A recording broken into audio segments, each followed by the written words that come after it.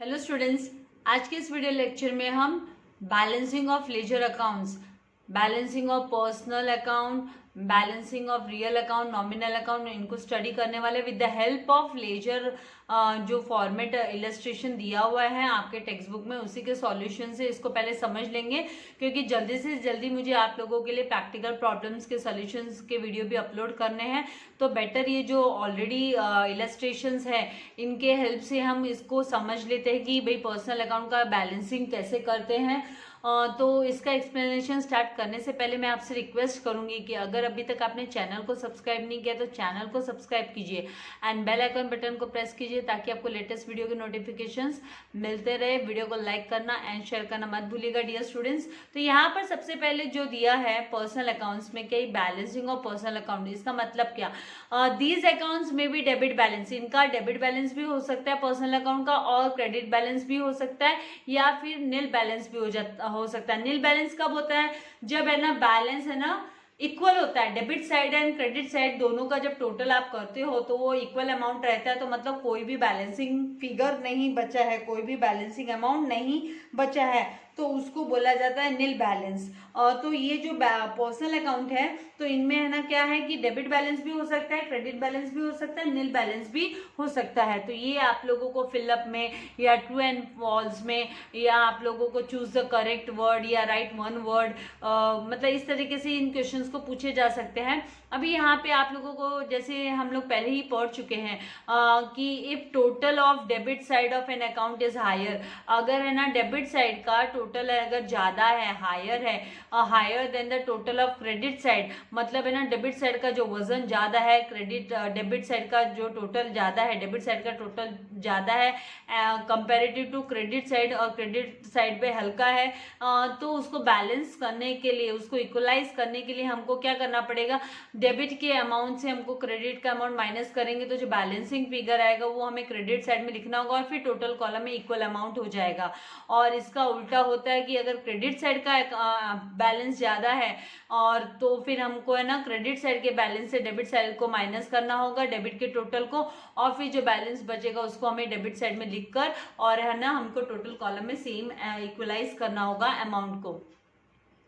Now यहाँ पे एक और बात की, अगर personal account is having debit balance, अगर पर्सनल अकाउंट का डेबिट बैलेंस होता है, अगर समझो आपको डेबिट बैलेंस रिसीव हुआ, तो जैसे वन वर्ड के लिए आ गया कि personal account having debit balance, तो आप बोलोगे इज अ डेटर, तो फिर क्या हुआ, क्या करेक्ट वर्ड होगा इसके लिए, डेटर, वो मतलब डेटर है। और अगर है ना पर्सनल अकाउंट का क्रेडिट साइड ज्यादा है, मतलब सॉरी क्रेडिट साइड बैलेंस है, क्रेडिट बैलेंस है, अगर है ना personal account having credit balance, अगर पर्सनल अकाउंट में क्रेडिट बैलेंस रहता है तो मतलब क्रेडिट साइड ज्यादा रहता है, तो इसका मतलब क्रेडिटर इज अ क्रेडिटर, तो फिर वो क्रेडिटर हुआ।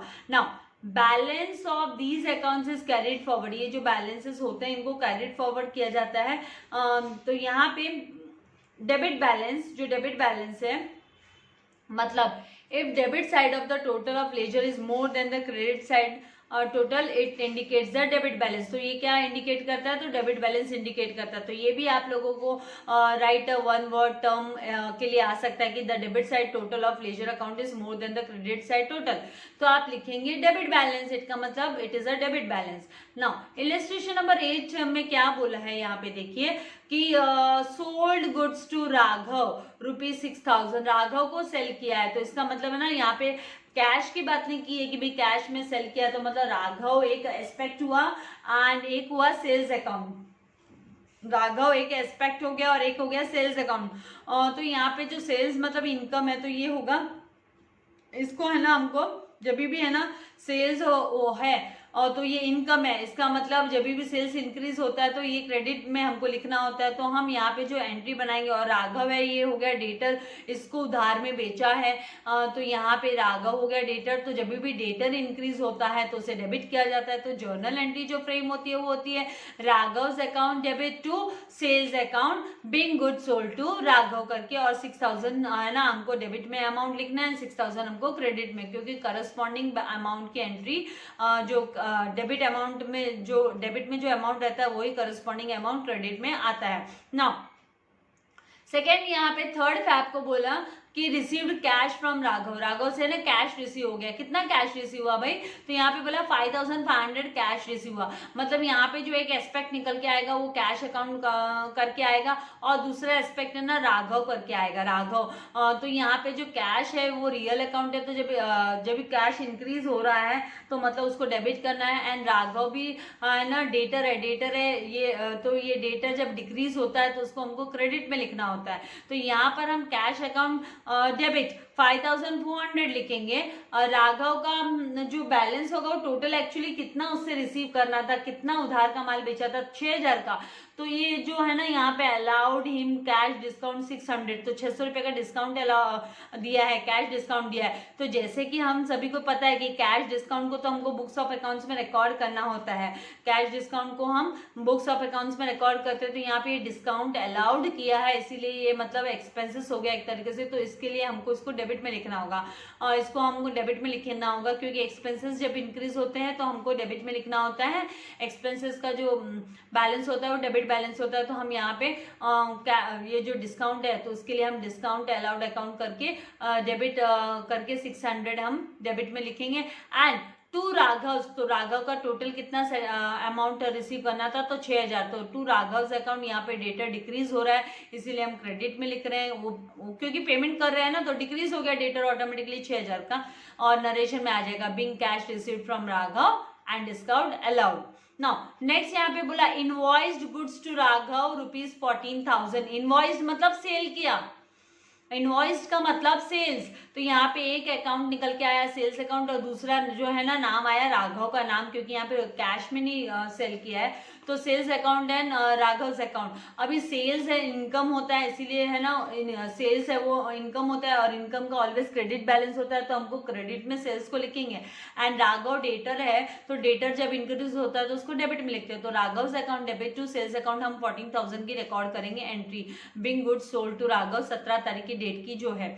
एंड फिर यहाँ पे दिया कि 20th Feb को बोला कि रिसीव्ड फ्रॉम राघव 6,000, 6000 राघव से रिसीव हो गया।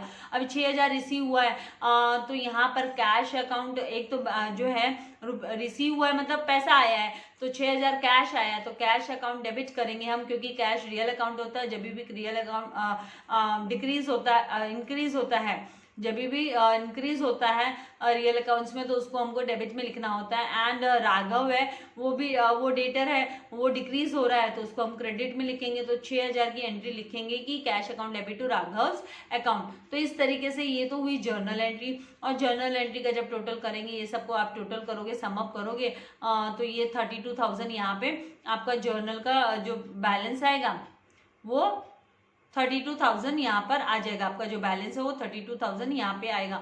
अभी हमको क्या करना है, यहाँ से कौन कौन से लेजर अकाउंट बनाएंगे हम, तो यहाँ से हमको पर्सनल अकाउंट हम सीख रहे हैं कि भाई पर्सनल का बैलेंस कैसे निकालते हैं। तो यहाँ पे राघव का अकाउंट हम लेजर अकाउंट बनाएंगे, राघव का लेजर अकाउंट हमको बनाना है, और फिर उसी के बेसिस पे हमको फाइंड आउट करना है कि भाई उसका कितना बैलेंस रह जाता है।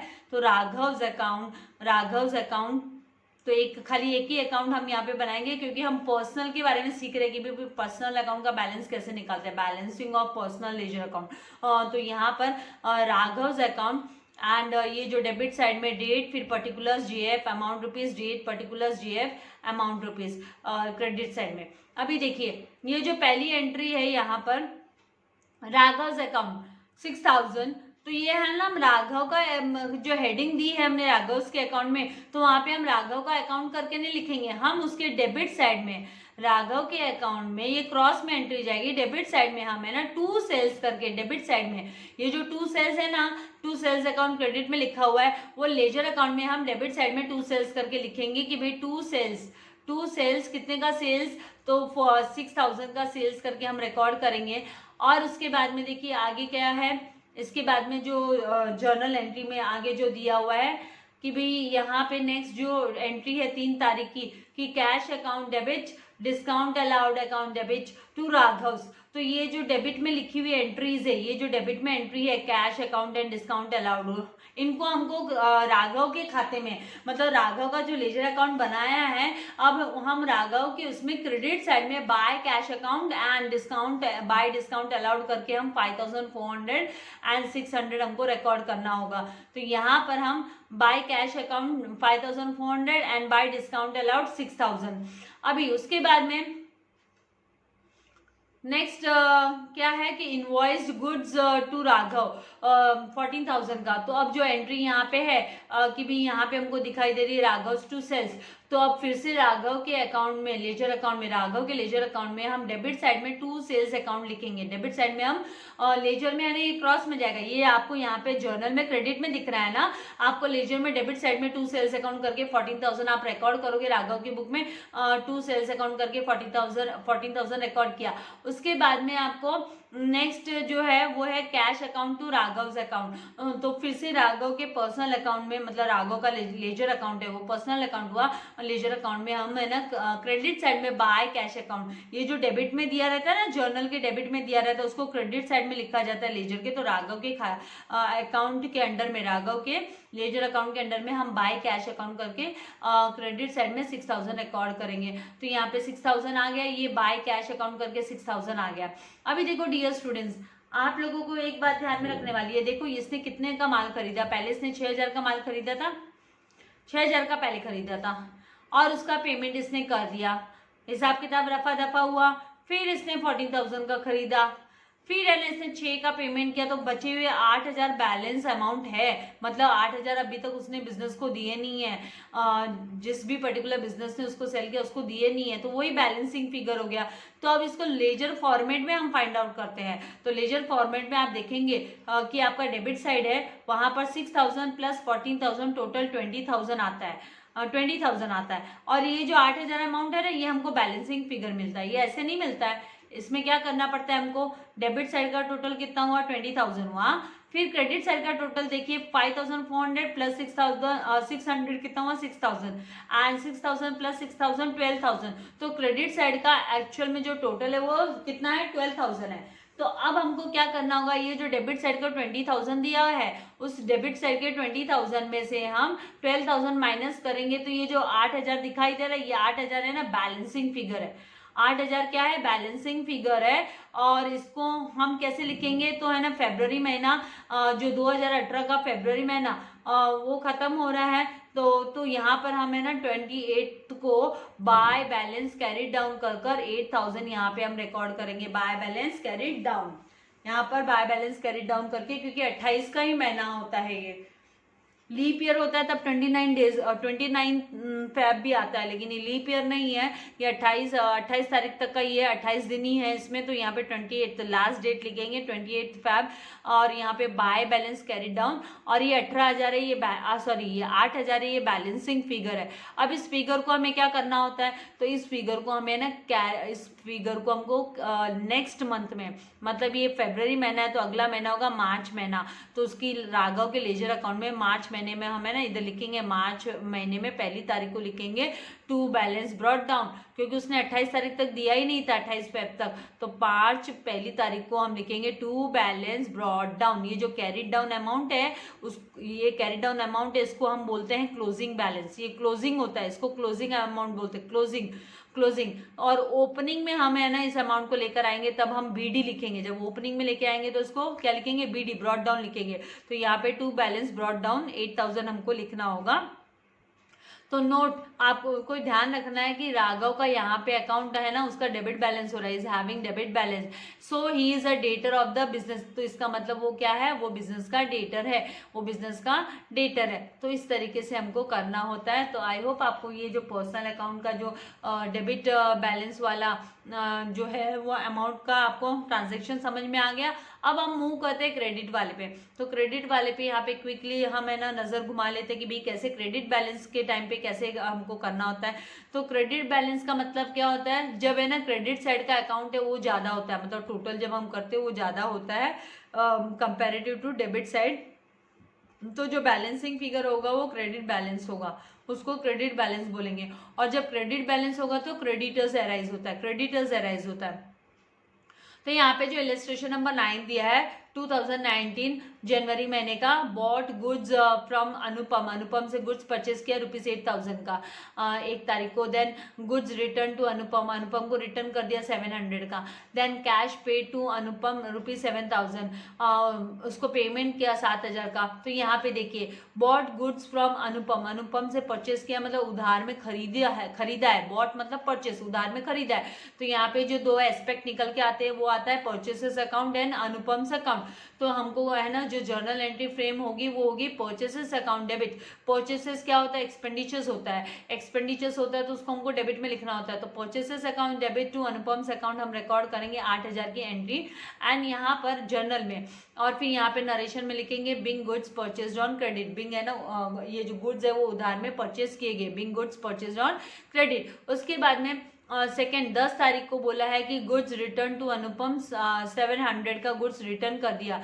तो मतलब परचेस रिटर्न हुआ, मतलब आपका जो परचेसेस था वो एक्सपेंडिचर्स था वो कम हो गया, 700 रुपया कम हो गया, मतलब 700 रुपया कम पेमेंट करना होगा। तो उसके लिए परचेसेस रिटर्न लिखा जाता है इसीलिए। और अनुपम का जो पेमेंट, अनुपम को जो पेमेंट करना है, हमको अनुपम से खरीदा है, अनुपम को जो पेमेंट करना है, अनुपम हमारा क्रेडिटर होता है यहाँ पे। तो जो पेमेंट करना है वो हमको है ना 700 रुपया कम पेमेंट करना है, तो वो डिक्रीज हो रहा है, वो डिक्रीज हो रहा है। तो अनुपम के अकाउंट को हम डेबिट करेंगे। तो अनुपम से अकाउंट डेबिट 700, क्रॉस में जाएंगे ना भाई, पहले हमने क्रेडिट में लिखा था ये 8,000, तो इसमें से 700 रुपये का माल कम हो रहा है, रिटर्न कर रहे हैं, तो 700 रुपया को हमको क्या करना है, डेबिट में लिखना है कि अनुपम से अकाउंट, अनुपम के खाते में ही लिखेंगे कि भाई 700 रुपया उसको कम देना है।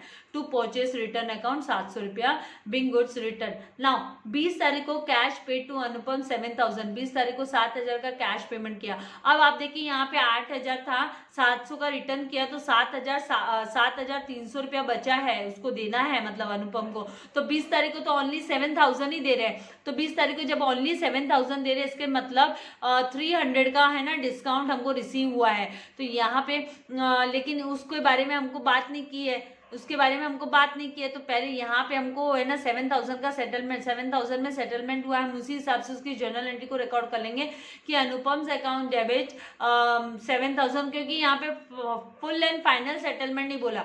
यहाँ पे फुल एंड फाइनल सेटलमेंट बोलते तो हम उसको है ना डिस्काउंट मानकर ही चलते, लेकिन फुल एंड फाइनल सेटलमेंट नहीं वर्ड यूज किया है, इसलिए हम इसको मान के चलेंगे कि भाई 300 रुपया है ना अभी भी बाकी है, उसने दिया नहीं, हमने अनुपम को दिया नहीं है तो यहाँ पे जो जर्नल एंट्री आएगी वो अनुपम्स अकाउंट डेबिट, क्योंकि हमारा क्रेडिटर डिक्रीज हो रहा है, क्रेडिटर डिक्रीज हो रहा है तो उसको डेबिट में हम अनुपम्स अकाउंट डेबिट 7,000, और कैश हमारा डिक्रीज हो रहा है और कैश रियल अकाउंट होता है, डिक्रीज हो रहा है तो टू कैश अकाउंट क्रेडिट में हम लिखेंगे 7,000, और जो टोटल आएगा वो आएगा 8,000 प्लस 700 प्लस 7,000, तो 15,700 यहाँ पे टोटल आता है डेबिट एंड क्रेडिट का।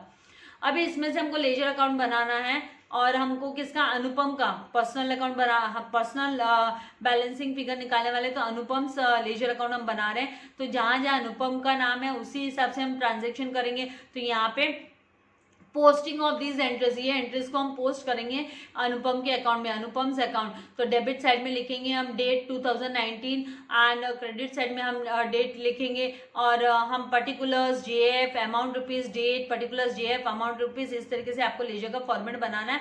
और सबसे पहले यहाँ पे जो पहली जो 1 जनवरी की ट्रांजेक्शन है परचेसेस अकाउंट डेबिट टू अनुपम ये है, तो बाय परचेसेस हम अब इसको कहाँ लिखेंगे, अनुपम के खाते में बाय परचेसेस 8,000।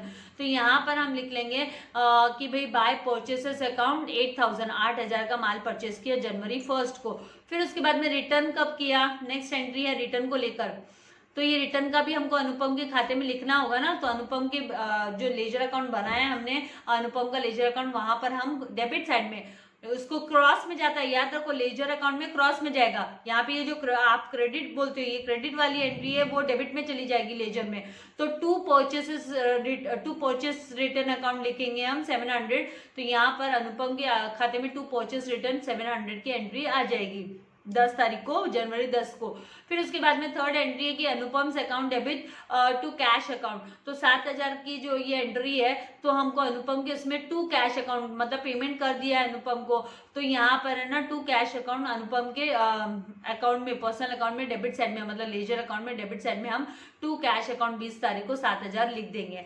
उसके बाद हमको क्या करना है, अभी यहाँ पे ये 300 रुपये बच जाता है। यहाँ पे हमने देखा भाई 300 रुपये का क्या, तो यहाँ पे 300 रुपये का अगर फुल एंड फाइनल सेटलमेंट बोला होता तो हमको यहाँ पे से वो 300 रुपये क्या होता था, वो मतलब डिस्काउंट रिसीव हुआ था।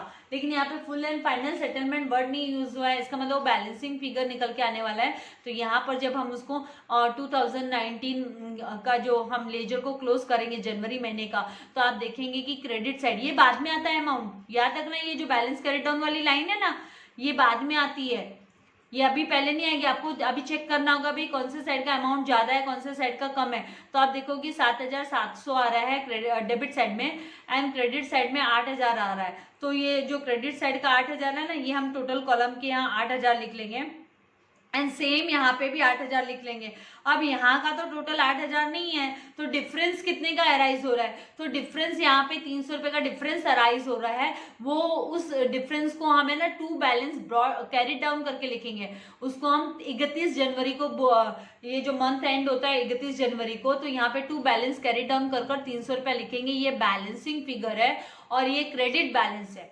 ये क्या है, ये क्रेडिट बैलेंस है। और जब क्रेडिट बैलेंस होता है पर्सनल अकाउंट में तो वो क्रेडिटर होता है, इसका मतलब ही इज अवर क्रेडिटर। तो यहाँ पे से जब हम है ना फिर बाद में नेक्स्ट महीना जनवरी के बाद फरवरी मंथ आता है, तो नेक्स्ट लाइन में आगे फरवरी 1 को हम बाय बैलेंस ब्रॉट डाउन करके ओपनिंग बैलेंस होगा, ये फरवरी महीने का ओपनिंग बैलेंस होगा अनुपम के खाते में, तो बाय बैलेंस ब्रॉट डाउन करके 300 रुपया हम यहाँ पर लिखेंगे। तो ये है ना ओपनिंग बैलेंस हुआ। और जब कैरी डाउन वाला बैलेंस होता है उसको क्लोजिंग बैलेंस बोलते हैं, दैट इज क्लोजिंग बैलेंस, क्योंकि यहाँ पे बुक्स ऑफ अकाउंट्स हमने क्लोज किया था और फिर हमको 300 रुपये का बैलेंस है ना मिला था।